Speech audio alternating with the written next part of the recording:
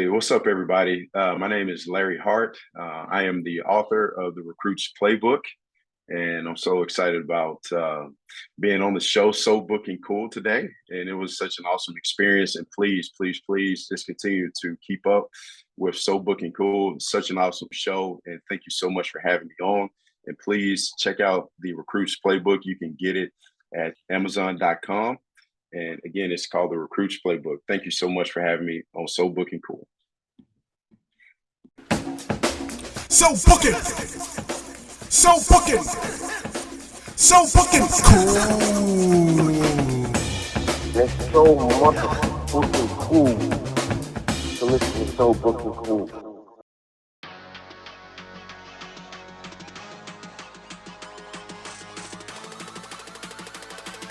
Here we go. 3, 2, 1. So the title of my book is called The Recruits Playbook. And this book is for aspiring high school student athletes that want to play Division I football or college football at the next level. And it's also for their parents too. Well, I tell you, there are a lot of issues that I've noticed in coaching and when I went through the process too, that this book addresses. What is a core GPA? What is the sliding scale? What is the recruiting calendar? What camp should I attend? When do I need to commit? So I'm basically giving the tools to the parents and the recruits.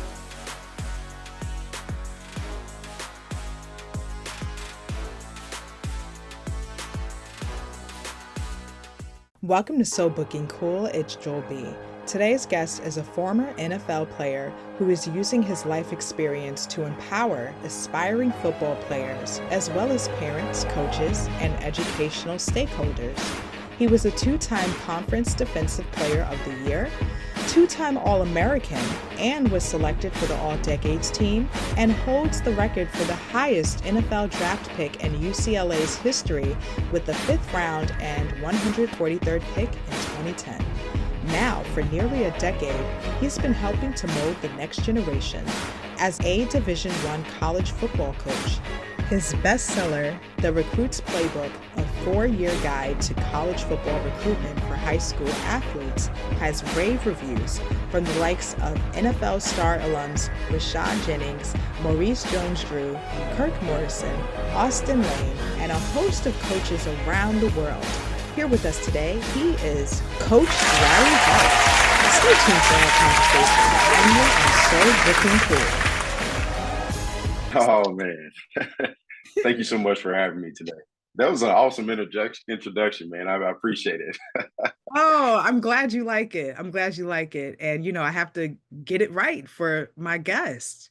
So first, Larry, I want to know, and I'm sure the rest of the people watching or listening would like to know as well, was there anything from the quarantine that you took from that you're applying to your life now? I tell you what, from the quarantine, it just made me sit back and reflect a lot. So, as a coach, you're always on the go for the most part, from day to day. A lot of your time is taken up between recruiting, coaching football, managing your players. It's just a lot on your schedule, right? So when you had the quarantine, you just had more time to sit down and think. And so I was sitting around with a buddy of mine, and he said, "Man, I tell you what, if somebody would write a book about college football recruiting and the recruiting process, I bet you that thing hit." And he's a good friend of mine. And I said, "You know what? It was always kind of a childhood dream of mine to write a book." And so I decided to do it. And with the help of my lovely wife, who's an English teacher, we sat down and we started writing the book, and it just kind of took off from there. And so it was an amazing blessing, man, to be able to write that book. And I think the book is just it's so much valuable information in it for a lot of young men to be able to take that book and apply it to their current situation, because just college football is obviously a really big deal in America. So, and I think the information in there is just really valuable for players and parents. Absolutely. I just want to let you know, it's not really a question, but I do want to let you know that I love the book, and it is an easy read, and I mean that in the best way. And I really do think that it should be a mandated read for kids who are entering high school, in high school already, and beyond. They can really get something out of this book, those who aspire to be athletes in general.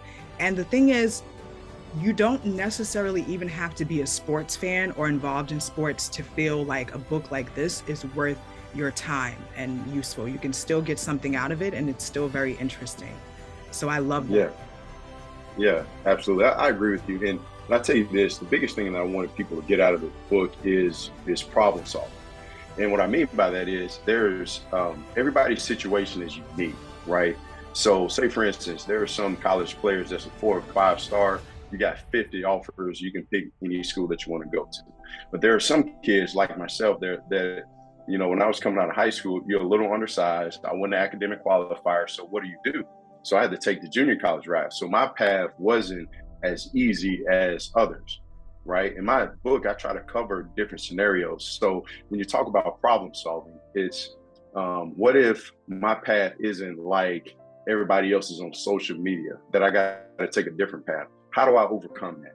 And so just like that, in any instance in life, you're going to be faced with difficult situations or inconvenient situations. So how do you navigate through that? How do you problem solve? And so that's kind of a skill that I think that kids can take from my book and also just apply it to any area, is learning how to problem solve and navigate through uncertain situations, if that makes sense. And so, and earlier you asked me about the quarantine. So, and I think that's one of the things I was reflecting upon is when I look at my path, my life, it's a combination of learning how to overcome things and problem solve and just be proactive. And so I talk about all those different things in the book.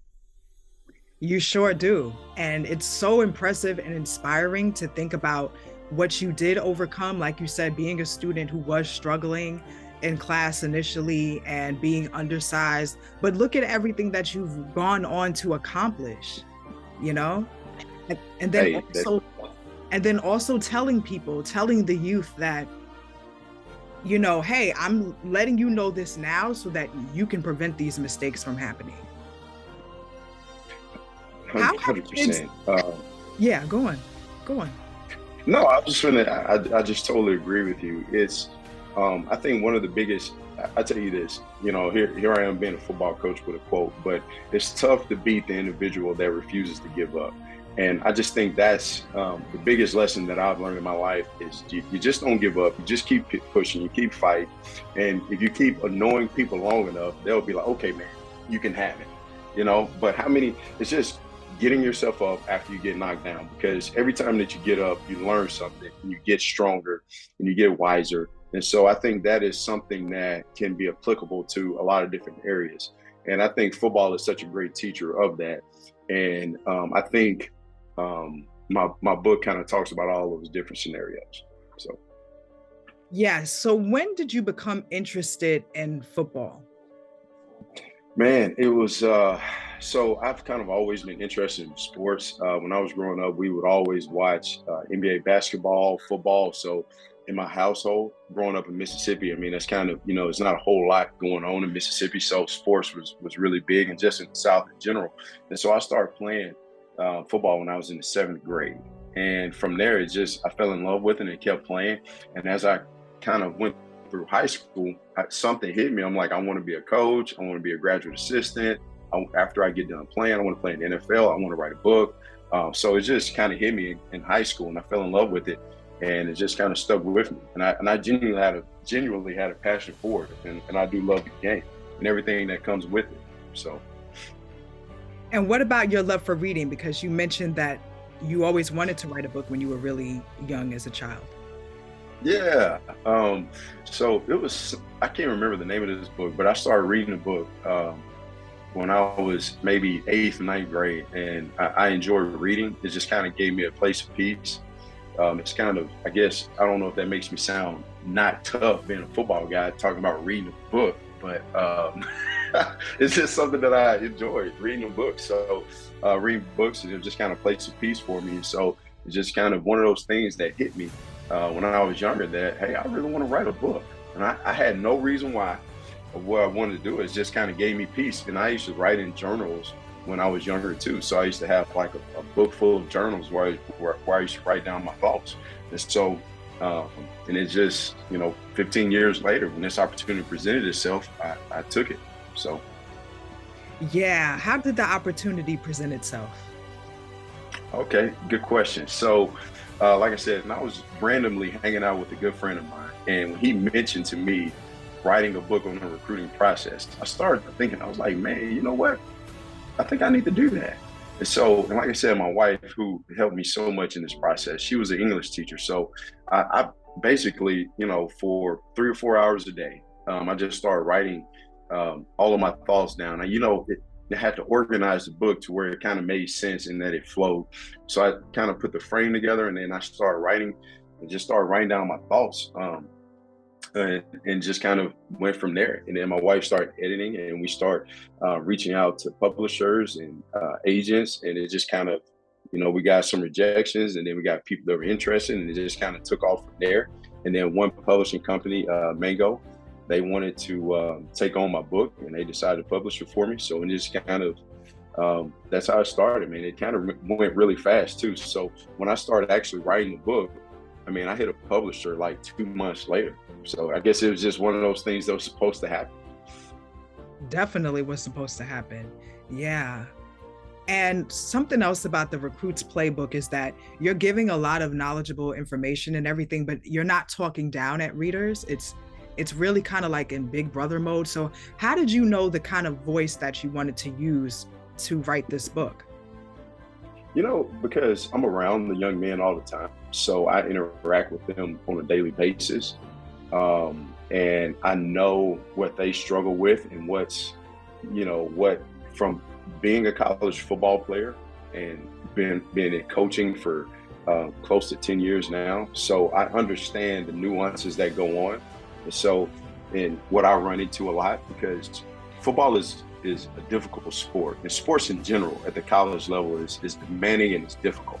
And so the first thing I talk about is you have to know your why. You got to know why you want to get into this game. You have to love it, and you have to be passionate about it, because when you run into some difficult times, which everybody is, but in college sports, you're especially, because it's just in the world of social media, there's so many distractions. There's so many things that that's going to pull and tug at you, right? And so you have to be able to maintain your focus and to be able to excel on the field. And you also have to maintain your focus off the field, because you also have to maintain your grades, right?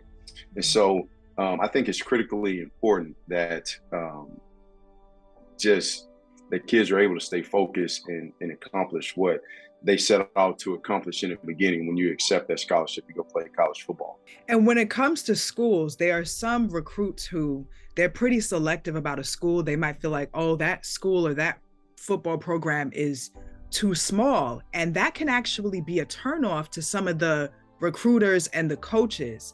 So what do you say to someone who might argue, like an athlete that might say, well, it's not that I'm not serious, it's not that I'm not passionate, but I don't want to settle? What would you tell them? Yeah, I would tell them there's a couple things there. First off, like I played at a smaller school myself, and of course I wanted to go play at LSU, Alabama, Clemson. But you also have to be realistic. You also have to understand where you are in the pecking order, so to speak. And you have to, and that's what I talked about a little bit in the book too, is just understanding where you are in terms of the spectrum in recruiting, right? If you're never hearing from a big school, then that means that who are you hearing from on a daily basis, so to speak? So you have to kind of gauge that first off. Then the next thing is I will make sure that I am very respectful to any coach that you come into contact with, right? You never want to burn a bridge. And I think effective communication is key. And I think if you're heading towards the end of your senior year, say, and you haven't received a big offer, then you really need to consider taking what you have in hand. So I used to always, here's a good saying, a bird in the hand is better than two in the bush, right? What's valuable is having an opportunity to play college football and not being in debt after school. And I know some kids don't understand that right now, but if you can play college football and get a 4-year degree and you don't have to pay any school loans back, then I think that's very valuable. And then the next thing is to, is having the opportunity to get on the field and play. When I played at a smaller school, I never, when I was playing against, Southeast Louisiana in the Southland Conference, I never thought about, man, I wish I was playing against LSU right now. I was having a good time with my teammates, right? Because I had an opportunity to play and I got on the field early.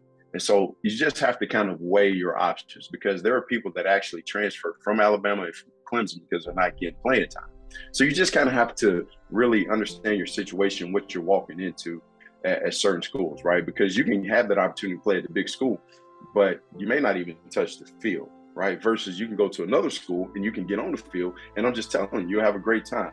But the other thing is too, just make sure you don't burn any bridges with any coaches, and just make sure that you're upfront and that you're communicating effectively and telling those guys the truth of how you feel. But I would not look down upon a smaller school, right? Just because, there are guys that get drafted into the NFL every year from smaller schools, right? Cooper Kupp came from Eastern Washington, right? And he's probably arguably the best receiver in the NFL right now. So, yeah.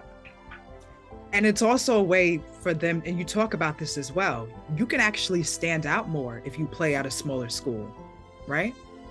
Yeah, 100%, 100%. Yeah, if you go to a smaller school, and like I said, and you go to that smaller school, and if you ball out, you'll probably be the big man on campus, and you'll have a lot of fun and the opportunity to play, all those things, because that sometimes the depth isn't there at smaller schools just because you don't have as many scholarships. So FCS schools have 65 scholarships.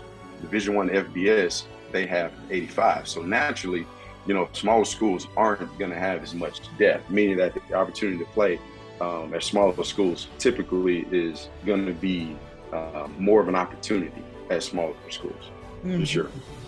Yes. And Larry, you talk about the levels of hard work. Now, are these levels of hard work situational? Yeah. So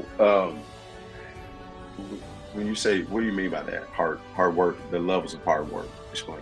Oh, yes. So some athletes might decide that they want to just eat, sleep, and breathe football. Right. And then some of them might decide if they work a full day, they started early, and then they end at the time that it's supposed to end. That's also work that has been put in. Right. So I guess I'm talking about, like, in terms of having a balance, but also wanting to go full force with it. What is the best way to approach that? Or does it depend where that athlete is at in their life? Yeah, I talk about this too. It's you really have to put yourself on a schedule, or you have to put yourself on a routine, right? Because there's a lot of things that you have to think about and balance. So when it comes to hard work, and now football is such year round, and you can't do what everybody else is doing and expect to be really successful. So if you really, and it kind of depends on your goals, right? If you really, really want to be a good football player, then you have to put in the time that it takes. Matter of fact, you have to put in more than what it takes. And I'm just being honest with you. So, because if you go out there and you practice football, naturally your body's going to be beat up. And so you have to go, you got to go get massages. You have to go to the weight room and lift extra weights, because you got to strengthen your ligaments, your tendons. You got to stretch. And then outside of that, you have to go do extra film study, right? So you have meetings with your coach, but sometimes, there's so much information that's thrown at you, right? In football. So you have to put in extra time just to learn a playbook, to study film, to understand the nuances of the game, right? So when I say put yourself on a schedule, it's, practice maybe from 3 to 5:30. Okay. And so before 3 o'clock, your classes ain't in at 1. Well, I'm gonna come in at 1:30, and I'm gonna go into the training room, get a little stretch, flexibility. And then for the next 30 minutes, I'm gonna go watch some film. Then after practice, hey, I'm gonna go hit the weights a little bit, and then bam. Then after that, go to study hall from 6:30 to 7:30, and then I got free time after that, right?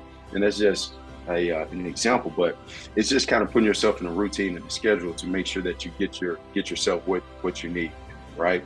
And so that way you can kind of really organize your time and be organized in your approach. And I think that's the most efficient way to get done what you need to get done, right? Yes, absolutely. Wow, love that. You also ask in the Recruit's Playbook, what is holding you back from being the best version of yourself? Is that a question that you think people should ask themselves daily? 100%.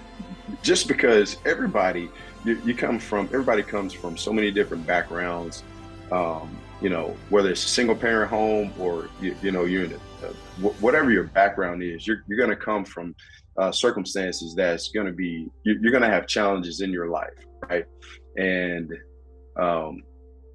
how you handle those challenges is really going to determine how high you go in life. So you just got to be able to figure out, okay, all right, so I didn't have my dad in my life, for example. And now I'm very defensive against men in general because I don't trust men or whatever. So I'm running into kids like that all the time. Or if I did grow up in 2-parent homes, and my folks didn't spend a lot of time with me, and so now I'm just kind of angry, whatever the case may be that you're dealing with. You have to learn how to know what's really bugging you and keeping you from being the best that you can be, and learn how to overcome that, right? Because there's so many people that I run into, kids all the time, right? And I've seen kids where they are no doubt can play in the NFL. They have the ability, they have the talent, they have everything that they need, but they can't get out of their own way, so to speak. Okay. And so you have to figure out what's holding you back and what's troubling you and overcome those things so you can be the best version of yourself. And that's a big deal for the young men, for sure. Somebody who is uplifting like that as well that you look up to is TD Jakes. I know you like his books. Right. You have a favorite? Yeah, man.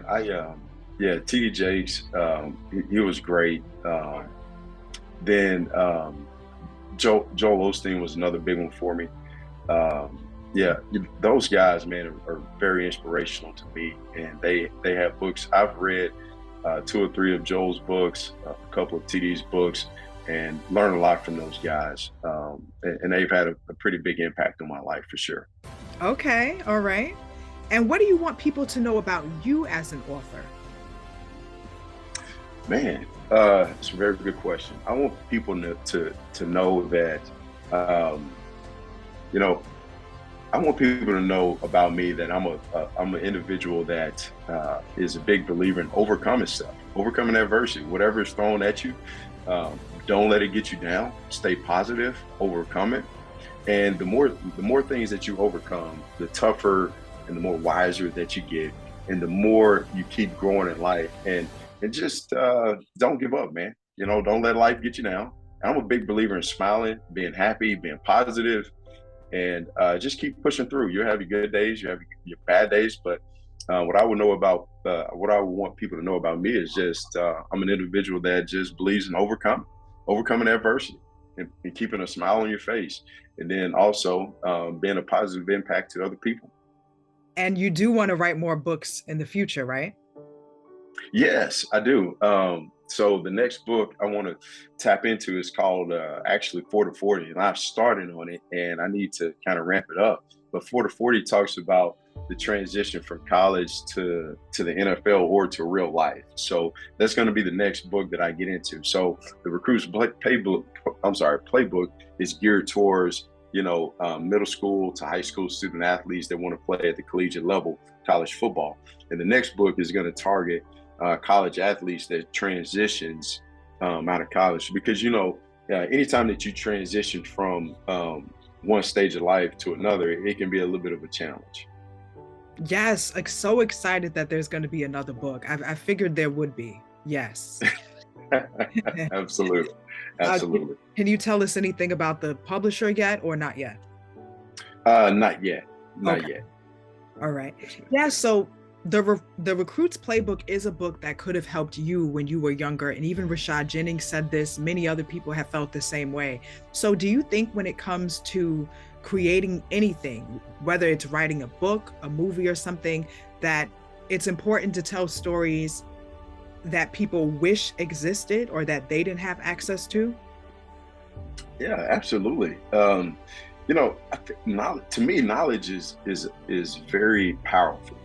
And when I say that, because if I would have known the things that was in this book, then it could have tremendously gave it could have given me a trampoline. Like I could have taken some bigger leaps than what I did.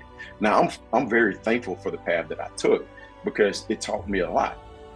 But I do think that sometimes you can skip some of those hurdles just by knowing how things work and knowing how things operate, right? Just like to me, if Mark Cuban or Warren Buffett were to lose all their money today, I do believe just because of the knowledge that they have, that they will be able to become millionaires and billionaires again, just because they have the knowledge. Versus there are people out there that have the talent, they have the ability, but if you don't have the knowledge, I think that sometimes you can struggle or miss the mark just because you don't know, right? And so that's what I wanted to do with the book is just, hey, here's the information. And if you listen and read this book and you take this information and you can put yourself in a position to be really successful, right? Now, the other thing that I like to keep in perspective too, I'm not saying that if you follow my book to the T that, hey, you're going to get a full ride scholarship to Alabama. I don't promise that. What I do promise is that you'll have the skills to be able to overcome things. You'll learn how to navigate things. And like I said, just kind of develop the creativity spark in your brain. That's kind of what I want people to get, is that whatever situation or circumstance you're thrown into, just learn how to problem solve and navigate that thing for yourself to put yourself in the best position to be successful. How have people who you've written the book for responded to the book?